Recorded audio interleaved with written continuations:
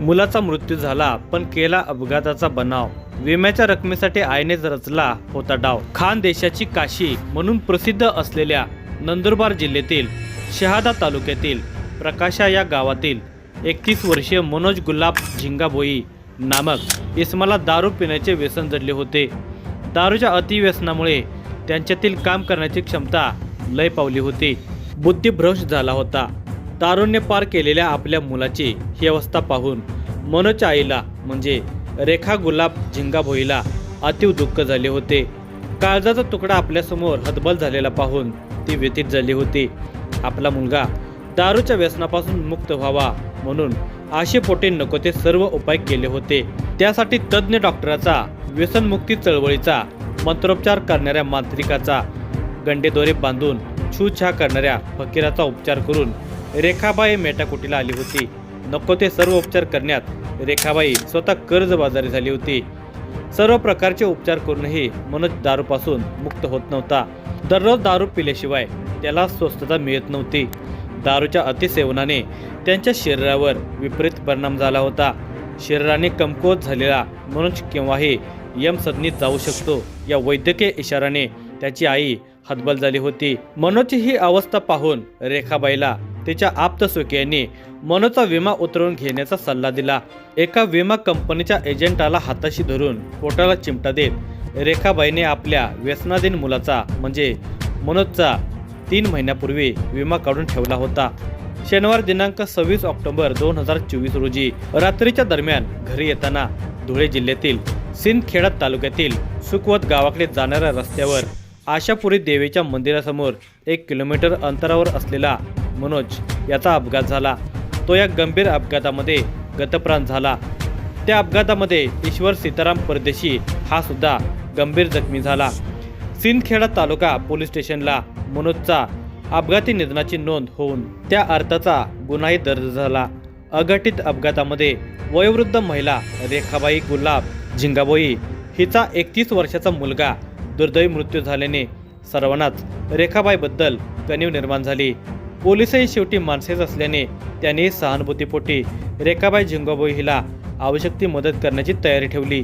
दरम्यान 3च महिन्यापूर्वी मनोज गुलाबसिंग झिंगाभोई याचा विमा काढण्यात आला असल्याची बाब चर्चिली गेली। अपघातामध्ये मृत्युमुखी पडलेल्या मनोज गुलाब झिंगाभोई याच्या विम्याची रक्कम मनोजच्या आईला मिळवून देण्यासाठी सिंदखेडा पोलीस स्टेशनच्या पोलिसांसह सर्वच सहानुभूतीदार पुढे आले। गणेश बळीराम भोई, विशालभाई इंद्रेकर, राहुल राजेश परदेशी, ईश्वर सीताराम परदेशी अपघातामधील जखमी आदी रेखाबाईंच्या मदतीला धावून आले।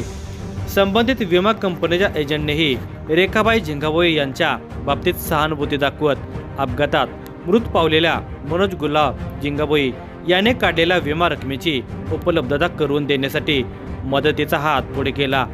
मनोज गुलाब झिंगाभोई याचा अपघाती मृत्यूची नोंद सिंदखेडा पोलीस स्टेशनात झाल्याने त्या संदर्भातील तपास सुरू झाला।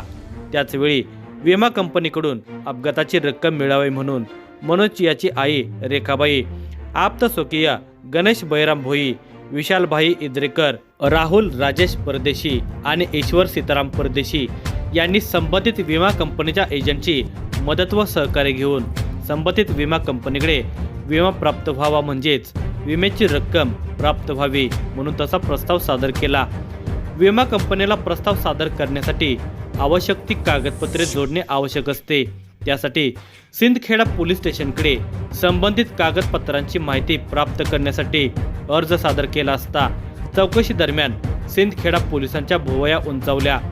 सिंदखेडा पोलीस स्टेशनचे पोलीस निरीक्षक बाळासाहेब थोरात यांच्या मार्गदर्शनाखाली पोलीस कॉन्स्टेबल पंकज अनिल कुलकर्णी हे या प्रकरणाचा तपास करत असताना त्यांना मनोज गुलाब झिंगाभोई याच्या अपघाती मृत्यूबाबत त्याची आई रेखाबाई झिंगाभोई यांनी सादर केलेल्या कागदपत्रामध्ये दाल में कुछ काला है असा संशय आल्याने त्यांनी पडताळणीसाठी वरिष्ठांचे मार्गदर्शन व मदत घेतली असता तपास कामातील संशयाची सुई रेखाबाई गुलाब झिंगाभोई मयत मनोज गुलाब झिंगाभोई याच्या अपघातात जखमी झालेला ईश्वर सीताराम परदेशी, गणेश बळीराम भोई, विशाल इंद्रेकर, राहुल परदेशी यांनी सादर केलेल्या कागदपत्रावर व त्यांच्या संशयास्पद वागणुकीवर स्थिरावली।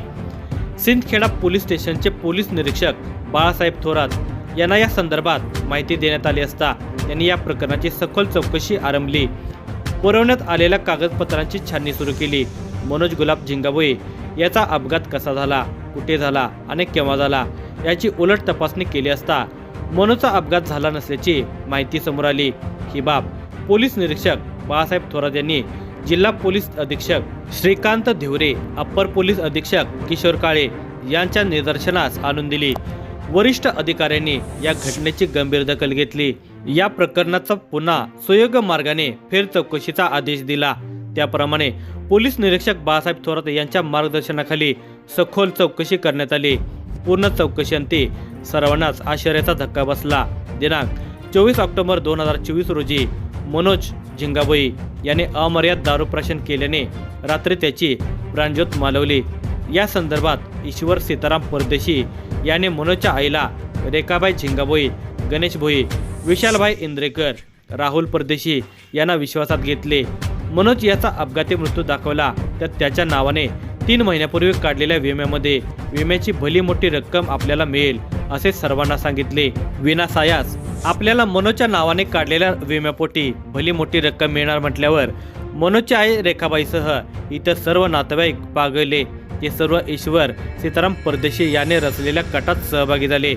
कटात ठरल्याप्रमाणे दारू प्रश्नामुळे मृत पावलेल्या मनोज गुलाब झिंगाभोई याचा मृतदेह नंदुरबार जिल्ह्यातील शहादा तालुक्यातील प्रकाशा गावातील मनोज झिंगाभोई याच्या घरून उचलून ते धुळे जिल्ह्यातील सिंदखेडा तालुक्यातील सुकवत गावाकडे जाणाऱ्या रस्त्यावर आशापुरी देवीच्या मंदिरासमोर 1 किलोमीटर अंतरावर फेकला. मृतदेह ज्या जागेवर फेकला त्या जागेवर मनोजचा अपघात झाला व त्यात तो गतप्राण झाला. त्याच अपघातामध्ये ईश्वर सीताराम परदेशी हा सुद्धा गंभीर जखमी झाला असा बनाव करण्यात आला. अति दारू प्रश्नाने मनोज झिंगाभोई याची प्राणज्योत मानवल्याचे पुरावे नष्ट करून मनोजचा अपघात मृत्यू झाल्याची कागदपत्रे संबंधित विमा कंपनीच्या एजंटला हाताशी धरून तयार करण्यात आली. त्या कागदपत्रांच्या आधारे पोलीस ठाण्यात अपघाताची खबर देण्यात आली आणि ग्रामीण रुग्णालयातील डॉक्टर व इतर कर्मचाऱ्यांना तसे सांगून तशी कागदपत्रे तयार केली.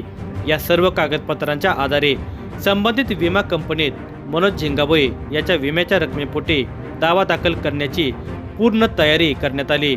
सिंदखेडा तालुका पोलीस स्टेशनच्या अधिकारी व कर्मचाऱ्यांच्या चौकशीमध्ये ईश्वर सीताराम परदेशी, रेखाबाई यांचा बनाव उघडकीस आला. तेव्हा पोलीस निरीक्षक बाळासाहेब थोरात यांनी ही गंभीर बाब पोलीस अधीक्षक श्रीकांत धिवरे, अप्पर पोलीस अधीक्षक किशोर काळे यांच्या लक्षात आणून दिली असता त्यांनी ईश्वर सीताराम परदेशी व रेखाबाई यांच्या विरुद्ध फौजदारी कारवाई करण्याचे निर्देश दिले.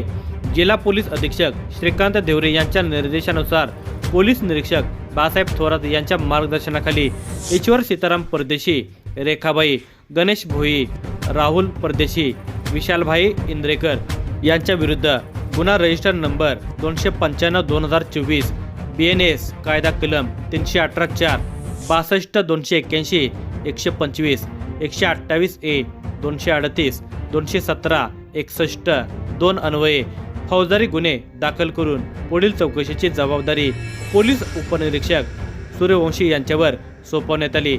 या संदर्भातील फिर्याद दाखल करणारे सिंदखेडा पोलीस स्टेशनचे पोलीस कॉन्स्टेबल पंकज अनिल कुलकर्णी यांची भूमिका महत्त्वपूर्ण ठरते.